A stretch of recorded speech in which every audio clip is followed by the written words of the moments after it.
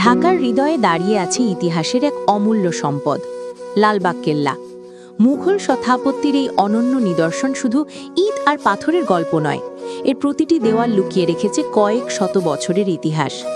১৬৭৮ সালে মুঘল সুবাদার মুহাম্মদ আজম শাহ এই কেল্লার নির্মাণ শুরু করেন।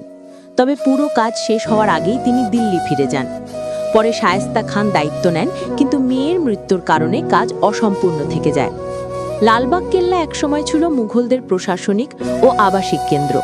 এখানে আছে তিনটি প্রধান স্থাপনা: দরবার হল, সমাধি ও মসজিদ। দরবার হলে নবাবেরা সভা বসাতেন, মসজিদে হতো নামাজ, আর সমাধিতে শায়িত আছেন পরী বিবি। লোককথায় আছে পরী বিবি ছিলেন শায়েস্তা খানের মেয়ে। তার মৃত্যু ছিল রহস্যময়, যা কেল্লাকে ঘিরে জন্ম দিয়েছেন নানা কিংবদন্তি।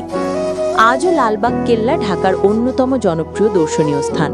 প্রতিদিন শত শত মানুষ এখানে আসে ইতিহাসের স্বাদ নিতে, পুরনো দিনের সৌন্দর্য উপভোগ করতে। লালবাগ কেল্লা শুধু একটি স্থাপনা নয়, এটি আমাদের ইতিহাস, ঐতিহ্য ও স্থাপত্য শৈলীর এক জীবন্ত সাক্ষী। আপনি কি কখনো গিয়েছেন এই ঐতিহাসিক কেল্লায়?